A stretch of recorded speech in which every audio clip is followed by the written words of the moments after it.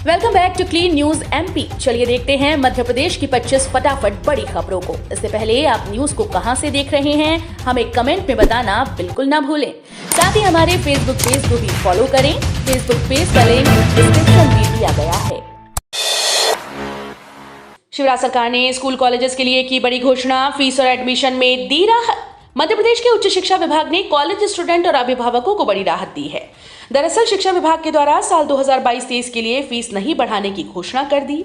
इसके संबंध में शिक्षा विभाग की अकादमिक शाखा ने जारी करते हुए आदेश विद्यार्थियों को राहत दी है। बता दें कि बीते 2 सालों से महामारी की वजह से अभिभावक अपनी फीस भरने में समर्थ नहीं नजर आ रहे थे। इसके बाद करीब 3 साल से सरकार के द्वारा फीस नहीं बढ़ाई जा रही। उच्च शिक्षा मंत्री मोहन यादव ने कहा कि महामारी को ध्यान में रखते हुए शैक्षणिक सत्र 2022-23 में शासकीय महाविद्यालय और निजी कॉलेजेस में किसी भी तरह की शुल्क वृद्धि नहीं की जाएगी। अब पशुपालन के लिए भी मिलेगा बिना किसी ब्याज के 2 लाख रुपए तक का लोन। मध्य प्रदेश में अभी सरकार द्वारा किसानों को सहकारी बैंकों से बिना किसी ब्याज के ऋण सिर्फ खेती के लिए फसल उत्पादन हेतु दिया जाता था, जिसे अब पशुपालन के लिए भी कर दिया गया है। मध्य प्रदेश में मुख्यमंत्री शिवराज सिंह चौहान की अध्यक्षता में हुई मंत्रिपरिषद की बैठक में ये निर्णय लिया गया, जिसके अनुसार अब किसान और पशुपालक भी बिना किसी ब्याज के पशुपालन के लिए बैंक से ऋण ले सकेंगे, जिससे किसान पशुपालन के लिए आवश्यक आदान खरीद सकेंगे। मंत्रिपरिषद ने पशुपालन और डेयरी विभाग में प्रदेश में पशुपालन गतिविधियों हेतु किसानों को प्राथमिक कृषि साख सहकारी समितियों के माध्यम से गाय, भैंस, बकरी, सूकर, मुर्गी पालन हेतु 0% ब्याज दर पर अधिकतम राशि 2 लाख रुपए की साख सीमा उपलब्ध कराने का निर्णय लिया है। जबलपुर से हावड़ा, दिल्ली, हिमाचल, जम्मू, मुंबई और दक्षिण भारत जाने वालों की बढ़ सकती है परेशानी। परिवार और दोस्तों के साथ घूमने जाने की तैयारी हो गई है, लेकिन इस बार ट्रेन की लंबी वेटिंग और महंगा हवाई यात्रा इस प्लान पर पानी फेर सकता है। दरअसल कोरोना काल से अभी तक लोग घूमने नहीं जा पाए, लेकिन इस बार अप्रैल अंत और मई में पहाड़ों से लेकर धार्मिक स्थल पर जाने की तैयारी कर रहे हैं। यहां तक पहुंचने के लिए उन्हें लंबा इंतजार और अपनी जेब ढीली करनी पड़ सकती है। हाईकोर्ट बार चुनाव के लिए नामांकन आज सोमवार से 25 अप्रैल को मतदान। Madhya Pradesh high court bar association Jabalpur के चुनाव के लिए नामांकन प्रक्रिया का आगाज आज सोमवार 11 अप्रैल से होगा। 12 अप्रैल नामांकन की अंतिम तिथि रहेगी। 13 अप्रैल को नामांकन प्रपत्रों की जांच के बाद पदवार प्रत्याशियों की सूची जारी कर दी जाएगी। इसी दिन नाम वापसी की जा सकेगी। 14 अप्रैल को प्रत्याशियों की अंतिम सूची का प्रकाशन कर दिया जाएगा। 25 अप्रैल को प्रातः 10:30 से 4:30 तक मतदान होगा। 26 अप्रैल को मतगणना प्रक्रिया शुरू की जाएगी। इसी के साथ विजेताओं के नाम की घोषणा कर दी जाएगी। मध्य प्रदेश के रेल यात्रियों के लिए काम की खबर। मध्य प्रदेश के रेल यात्रियों के लिए काम की खबर है। पश्चिमी रेलवे रतलाम मंडल ने इंदौर, भोपाल और उज्जैन से होकर जाने वाली 3 जोड़ी ट्रेन को फिर से शुरू करने जा रहा है। रेलवे ने इन ट्रेन के चलने के समय, ठहराव और संरचना से संबंधित सभी जानकारी अपनी वेबसाइट पर अपलोड कर दी। यात्री यहां से इसकी पूरी डिटेल ले सकते हैं। इसके अलावा ग्वालियर से चलने वाली बरौनी मेल, रतलाम इंटरसिटी, सुशासन express, Chambal express, Daund express के एसी कोच में सफर करने वाले यात्रियों को आगामी 1 मई से बेडरोल की सुविधा मिलेगी। वहीं हजरत निजामुद्दीन से चलकर तिरुपति तक जाने वाली एपी संपर्क क्रांति एक्सप्रेस का स्टॉपेज ग्वालियर में बरकरार रहेगा। छात्रों पर भारी पड़ सकती है स्कूल्स की लापरवाही, हो सकते हैं फेल। मध्य प्रदेश माध्यमिक शिक्षा मंडल के 10वीं और 12वीं के छात्रों के रिजल्ट जारी करने से पहले स्कूल्स की बड़ी लापरवाही सामने आई। अब तक कुछ स्कूल्स द्वारा इंटरनल और प्रैक्टिकल परीक्षा के अंक अपलोड नहीं किए हैं और बोर्ड ने नाराजगी जताते हुए स्कूल्स को कल 10 अप्रैल तक का आखिरी मौका दिया था। अगर शाम तक ये अंक अपलोड नहीं किए गए तो इसका खामियाजा छात्रों को उठाना पड़ सकता है। वहां पढ़ने वाले स्टूडेंट्स को फेल भी किया जा सकता है। सीएम शिवराज के अधिकारियों को निर्देश, कई जिलों के धीमे कार्य पर जताई नाराजगी, भ्रष्टाचार के खिलाफ कार्रवाई होगी। सीएम शिवराज ने एक बार फिर से भ्रष्टाचार में संलिप्त अधिकारी कर्मचारियों के खिलाफ कार्रवाई के निर्देश दिए। सीएम शिवराज ने कहा कि शासन द्वारा संचालित किसी भी जन कल्याणकारी योजना और गरीबों का कल्याण, वंचित के उत्थान के लिए चलाई जा रही सुविधा में लूट करने वाले माफिया की तरह हैं। इनकी गिरफ्तारी के लिए तैयार रहने के निर्देश दिए। उन्होंने कहा कि भ्रष्टाचार करने वालों को नहीं बख्शा जाएगा। साथ ही इनके विरुद्ध भी कार्रवाई की जाए जो भ्रष्ट लोगों के विरुद्ध की जाएगी। कलेक्टर कमिश्नर बैठक के दौरान प्रधानमंत्री आवास योजना में बेहतर प्रदर्शन करने पर छतरपुर सहित जबलपुर, मंडला, बालाघाट, कटनी को बधाई दी गई। केन बेतवा परियोजना अथॉरिटी ने एमपी को सौंपे 4,400 करोड़। वनीकरण के लिए राज्य को मिले 3,286 करोड़। मध्य प्रदेश में केन बेतवा लिंक परियोजना के कारण विस्थापन को अब मुआवजे की राशि उपलब्ध कराई जाएगी। इसके लिए प्रणाली शुरू कर दी गई है। दरअसल राजस्व रिकॉर्ड को अपडेट करने का काम शुरू किया गया। जानकारी के मुताबिक राजस्व विभाग सबसे पहले छतरपुर जिले से इसकी शुरुआत करेगा। वहीं भूमि अधिग्रहण की सूचना के मुताबिक राजस्व रिकॉर्ड दर्ज करने के बाद अब छतरपुर के विस्थापन को मुआवजा देने के लिए प्रशासन को 1114 करोड़ रुपए सौंपे गए हैं। इस राशि का प्रयोग परियोजना के मुख्य बांध ढूंढन में प्रभावित के कारण विस्थापित पर किया जाएगा।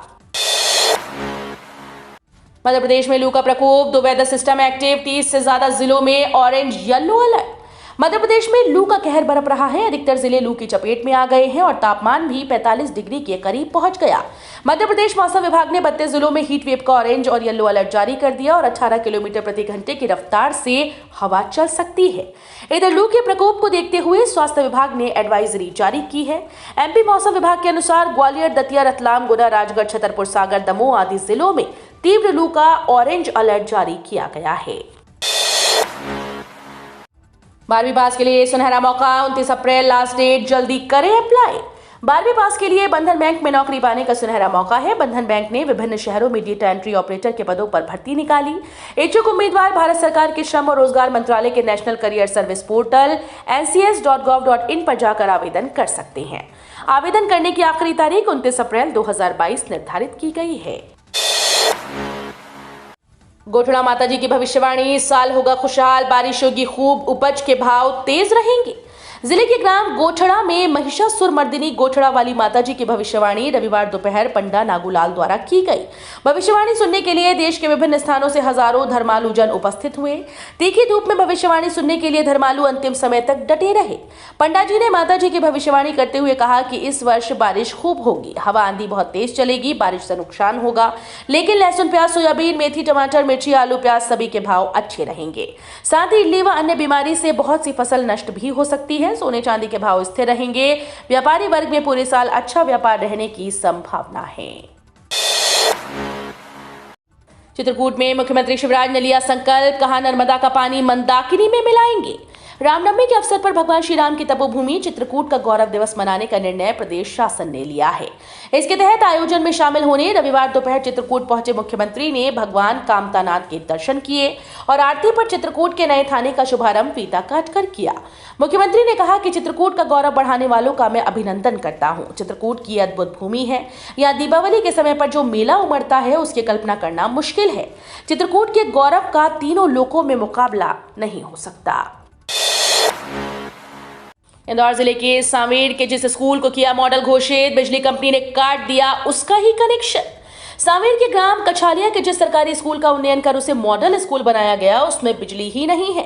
एक दिन पहले प्रदेश के जल संसाधन मंत्री तुलसी सिलावट ने शिक्षा विभाग समेत तमाम महकमों की समीक्षा बैठक की तो ये बात सामने आई। इस पर भड़के मंत्री ने शिक्षा विभाग के अधिकारियों के साथ बिजली कंपनी के अधिकारियों की भी फटकार लगाई। बिजली कंपनी ये कहकर पल्ला झाड़ रही है कि कनेक्शन तो बरसों से कटा है। शिक्षा विभाग सवाल उठा रहा है कि बड़े बकायेदारों को छोड़कर छोटे स्कूल्स को बिजली कंपनी निशाना बना रही है। मजबूत डॉलर के बावजूद सोने चांदी में तेजी की उम्मीद। सोने चांदी के भाव में पिछले सप्ताह सामान्य तेजी रही, लेकिन कीमती धातुएं सीमित दायरे में कारोबार करती रहीं। अमेरिकी डॉलर मजबूत हुआ क्योंकि यूएस फेडरल रिजर्व अपनी कठोर मौद्रिक नीति को अपेक्षा से अधिक जल्दी पूरा करना चाहता है। अमेरिकी बॉन्ड यील्ड और डॉलर दोनों की बढ़ोतरी को देखते हुए सोना अपेक्षाकृत मजबूत स्थिति में बना हुआ है। मुद्रास्फीति के विरुद्ध हेजिंग कीमती धातुओं को सपोर्ट कर रही है। घरेलू सराफा बाजार में अक्षय तृतीया करीब होने से हाजिर में कीमती धातुओं के भाव बढ़ने से वायदाबारों को भी सपोर्ट मिल रहा है। इन स्मार्ट सिटी चैलेंज में इंदौर, जबलपुर, सागर, उज्जैन विजेता। केंद्रीय आवास और शहरी मंत्रालय ने 8 स्मार्ट सिटी चैलेंज के विजेताओं की घोषणा कर दी। प्रतियोगिता में 11 शहर विजेता रहे। इनमें मध्य प्रदेश के सर्वाधिक 4 शहर इंदौर, जबलपुर, सागर, उज्जैन शामिल हैं। मध्य प्रदेश के विजेता शहर को 50 लाख का पुरस्कार मिलेगा। इसके अलावा इन्हें जुलाई 2022 में बर्मिंघम, इंग्लैंड में प्रस्तावित कार्यक्रम में शामिल होने का मौका मिलेगा। इस सफलता के लिए मुख्यमंत्री शिवराज सिंह चौहान ने नगरीय विकास और आवास विभाग और चारों विजेता शहरों के अधिकारियों कर्मचारियों को बधाई दी है।